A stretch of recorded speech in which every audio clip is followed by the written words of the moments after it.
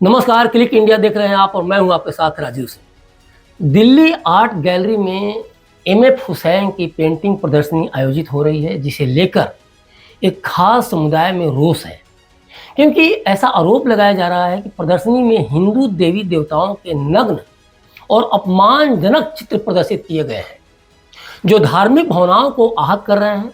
और इसी मुद्दे पर बात करने के लिए हमारे साथ मौजूद हैं दिल्ली हाई कोर्ट की प्रतिष्ठित अधिवक्ता अमिता सचदेवा जी और हिंदू जनजागृति समिति के प्रवक्ता नरेंद्र सुर्वे जी, जिन्होंने इस प्रदर्शनी के खिलाफ दिल्ली पुलिस के समक्ष अपनी शिकायत दी है।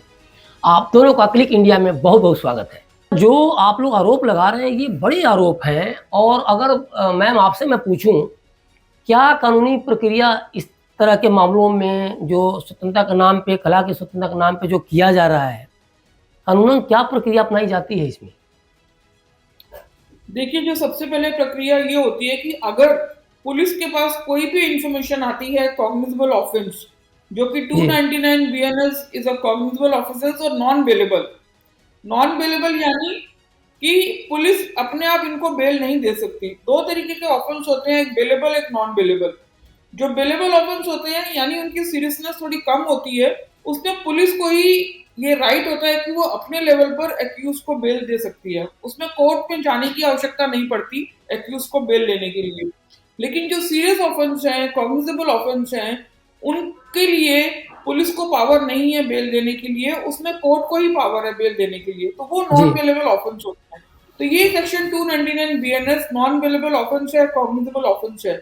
इसमें जो प्रक्रिया होती है वो ये होती है कि जैसे ही पुलिस ऑफिसर के पास ऐसी कोई इंफॉर्मेशन आती है कॉग्निजेबल ऑफेंस की, तो उनको एक प्रीलिमिनरी इंक्वायरी करनी पड़ती है एज पर न्यू लॉज ऑल्सो। और प्रीलिमिनरी इंक्वायरी वो इस चीज की नहीं करते, ये लॉ कह रहा है, मैं नहीं कह रही। प्रीलिमिनरी इंक्वायरी उनको इस बात की करनी होती है कि जो ऑफेंस रिपोर्ट हुआ है वो कॉग्निजेबल है या नॉन कॉग्निजेबल है। मैं फिर से बता रही हूँ, जो प्रीलिमिनरी इंक्वायरी जो मैंडेट है वो ये होती है इंक्वायरी कि जो ऑफेंस रिपोर्ट हुआ है वो कॉग्निजेबल है या नॉन कॉग्निजेबल। ये इंक्वायरी नहीं होती कि ऑफेंस हुआ है कि नहीं हुआ, हुआ है या नहीं हुआ ये बात की बात है, it's a matter of investigation. लेकिन इंक्वायरी में ये देखना होता है आयोग को कि जो ऑफेंस रिपोर्ट हुआ है वो कॉग्निजेबल है, तो उनको इमीडिएटली एफआईआर रजिस्टर करनी पड़ती है। लेकिन दुर्भाग्यपूर्ण देखिए, हमारे केस में दिल्ली पुलिस ने, हमने हमारी 9 तारीख की कंप्लेंट है जिसमें हमने सेक्शन 299 बीएनएस मेंशन किया, कॉग्निजेबल ऑफेंस है, नॉन बेलेबल ऑफेंस है। आज हम 12 तारीख को बैठे हैं, 12-13 तारीख, 4 दिन हो गए हैं, अभी तक कोई एफआईआर रजिस्टर नहीं हुई है। और मैं आपको एक और बहुत बड़ी बात बताती हूँ, आप हैरान रह जाएंगे। जब 9 तारीख को हमने कंप्लेंट फाइल की, हम लोग 10-15 लोग गए, मेरे साथ सीनियर एडवोकेट मकरंद अतकर जी थे, उनके बेटे शांतनु अतकर, और भी 2-3 एडवोकेट थे, एडवोकेट विक्रम कुमार, एडवोकेट जतिन सक्सेना, नरेंद्र सुर्वे जी भी थे हमारे साथ। तो 9 तारीख को हम कंप्लेंट फाइल करके आए, उन्होंने बोला हम इंक्वायरी करेंगे, आप लोग जाइए। 10 तारीख की सुबह मेरे पास आईओ का फोन आता है 9:15 बजे कि मैडम आप पुलिस स्टेशन आ जाइए, हम आपके साथ एग्जीबिशन में जाना चाहते हैं। तो मैंने पूछा सर आप लोग कल नहीं गए थे क्या? कहते नहीं, हम कल भी गए थे लेकिन आज आपके साथ फिर से जाना चाहते हैं। हम देखना चाहते हैं कि एग्जैक्टली कौन सी वॉल पे वो पेंटिंग्स लगी हुई थी। मैंने कहा ठीक है सर, हम आ जाते हैं। हमारा 1 बजे का समय डिसाइड हुआ दोपहर का। राजीव जी आप मानेंगे, जब हम सब लोग गए पुलिस स्टेशन, उसके बाद जब हम एग्जीबिशन वाली प्लेस पर गए, एड्रेस है 22A Windsor place, Connaught place, new Delhi. वो बिल्डिंग थी, ग्राउंड फ्लोर पे लेक्सस का शोरूम है, सेकेंड एंड थर्ड फ्लोर पे ये एग्जीबिशन थी। पहले हम सेकेंड फ्लोर पे गए तो वहां पे जो शटर था मेन, वो बंद था, लॉक था। अच्छा। सिक्योरिटी गार्ड से पूछा कि ये लॉक क्यों है, इसकी चाबी कहाँ है? कहते जी ये तो ओनर के पास है चाबी और ओनर अभी नहीं है। थर्ड फ्लोर पे गए, वहां भी शटर लॉक था। पुलिस की इंटरवेंशन के बाद 5 मिनट में ओनर भी आ गए, 5 मिनट में, 10 मिनट में दोनों शटर्स भी खुल गए। उसके बाद जब हम पहले एक फ्लोर के अंदर गए, क्योंकि मैं खुद गई थी 4 तारीख को, पर्सनली मैंने देखा तो वो पेंटिंग्स जिस वॉल पे लगी थी, मुझे वो वॉल ध्यान थी, लेकिन मैं उस समय ये कंफ्यूज हो गई कि वो सेकंड फ्लोर वाली वॉल थी या थर्ड फ्लोर वाली वॉल थी। बिल्कुल, क्योंकि इतना सेकंड इतना जब आदमी जाता है तो इतना ध्यान नहीं देता कि हम किस फ्लोर पे चढ़ रहे हैं, किस फ्लोर पे वो कर रहे हैं। मेन देखने से, समझने से मतलब होता है। तो वो अंदर जो एग्जीबिशन थी, सेकंड फ्लोर और थर्ड फ्लोर का जो नक्शा था वो एकदम सेम था। तो मुझे जी, इतना याद था कि वो पीछे की बैक वॉल थी। तो पहले हमने सेकंड फ्लोर का जो बैक वॉल देखा, वहां पे वो पेंटिंग नहीं थी। थर्ड फ्लोर का वही सेम ऊपर हमने बैक वॉल देखा, वहां पे पेंटिंग नहीं थी। इसका मतलब क्या हुआ, तो जिस बैक वॉल पे वो पेंटिंग लगी हुई थी, जी, तो हमने वो सेकंड फ्लोर और थर्ड फ्लोर दोनों की वो बैक वॉल देखी, जहां मुझे अच्छे से याद था कि वहां पेंटिंग थी, क्योंकि मैंने अपने फोन से ही फोटोग्राफ ली थी। जी। वो पेंटिंग वहां पे थी ही नहीं, गायब थी। इसका मतलब उनको पहले से ही इंफॉर्मेशन थी कि हम लोग आ रहे हैं। सबसे पहली बात, ये जो एग्जीबिशन है ये 14 दिसंबर तक है। इसकी जो एडवर्टीजमेंट है वो 14 दिसंबर तक की एग्जीबिशन थी। तो 2 दिन पहले शटर डाउन कैसे, ये भी एक अचंभे वाली बात है। उसके बाद जब हम अंदर जाते हैं तो वो पेंटिंग्स वहां है ही नहीं। इस तरीके से प्रिटेंड किया जा रहा है कि इस प्रकार की पेंटिंग्स वहां पे कभी थी ही नहीं। तो नरेंद्र जी हमने, चल जी, जी, प्लीज़ मैम, मैं प्लीज़ एक कंटिन्यू पूरी बात करें। बताना चाहूंगी। फिर जब वहां से वापस हम आए पुलिस स्टेशन, तो हमने एक और एप्लीकेशन दी, एडिशनल एप्लीकेशन।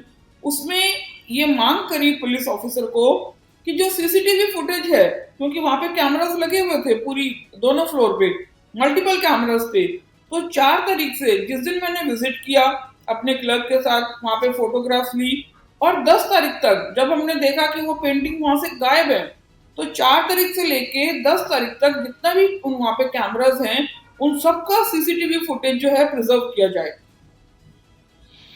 चलते-चलते एक आखिरी सवाल जी नरेंद्र जी आपसे, क्या जी। ये जो आयोजन है, हिंदुओं के धार्मिक विश्वासों को कमज़ोर करने के पीछे गहरी साजिश तो नहीं?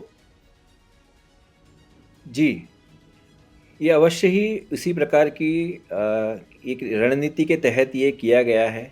देखिए, जिस व्यक्ति के ऊपर इतने आरोप लगे हैं और न्यायालयीन केसेस हुए हैं और वो व्यक्ति देश छोड़कर भाग गया है, तो जो आयोजक है दिल्ली आर्ट गैलरी, तो क्या उनके जो मालिक है आशीष आनंद और जो भी अन्य लोग हैं, क्या उनको ये पता नहीं जी, होगा? उनको अवश्य ही ये पता होगा। क्या आपने राजीव जी किसी प्रदर्शनी के बाहर बाउंसर्स देखे थे? पर यहाँ पर हमने बिल्कुल नहीं। बाउंसर्स देखे। तो इसका मतलब क्या होता है? बाउंसर्स आप कौन रखता है? क्यों रखता है? कि जब कोई तो कानून व्यवस्था कहीं न का कहीं डर कानून था कि इसका व्यवस्था का विरोध हो प्रश्न सकता निर्माण है। होना। जी, जी, जी। तो इसका मतलब वो जानते थे कि इस प्रकार से हो सकता है और यही वो करना चाहते हैं शायद। और जानबूझकर, मैं ये कहूँगा कि उन्होंने जानबूझकर ये हिंदू देवी-देवताओं के इस प्रकार के चित्र लगाए हैं और वो एक प्रकार से क्या करना चाहते हैं कि भारत के अंदर फिर एक बार 2011 के बाद में फिर एक बार अब वो 2024 में एमएफ हुसैन को महिमा मंडित करना चाहते हैं। हमारे हाथ में एक बुकलेट लगा है जिसमें उन्होंने अलग-अलग प्रश्न पूछे हैं कि ये एमएफ हुसैन ने हाथ बनाया है, तो हाथ के जो कर्व्स है उसको देखकर आपको किस प्रकार से महसूस होता है? एमएफ हुसैन ने एक चिड़िया बनाई है, तो चिड़िया देखकर आपको क्या लगता है? तो उसमें ये लगता है। तो इस प्रकार से अब ये एक महिमा मंडित किया जा करने का ये प्रयास फिर से एक बार इस दिल्ली आर्ट गैलरी के द्वारा किया गया है। मैं यहाँ पर आपके दर्शकों को और सभी को ये बताना चाहूँगा कि हम ये बिल्कुल भी नहीं सहेंगे। जिस व्यक्ति ने हमारे हिंदू देवी-देवताओं का अपमान किया है, इस भारत माता का अपमान किया है, भारत देश की नागरिकता छोड़कर वो कतार भाग गया है और ऐसे व्यक्ति को यदि आप भारत में फिर से महिमा मंडित करना चाहेंगे, एक प्रकार से जैसे दाऊद इस देश से भाग गया है, भगोड़ा है, उसी प्रकार से एमएफ हुसैन भी इस देश से भाग गया है, वो भी एक भगोड़ा है और इसलिए ऐसे व्यक्ति का महिमा मंडन भारत में अब हम नहीं सहेंगे और इसलिए ये पेंटिंग्स तो हटाई गई है, पर हमारी ये मांग रहेगी कि एमएफ हुसैन का ये जो महिमा मंडन है, ये भी त्वरित बंद किया जाए, पूरी की पूरी प्रदर्शनी सीज़ की जाए और जो आयोजक है, उनके ऊपर कार्रवाई की जाए।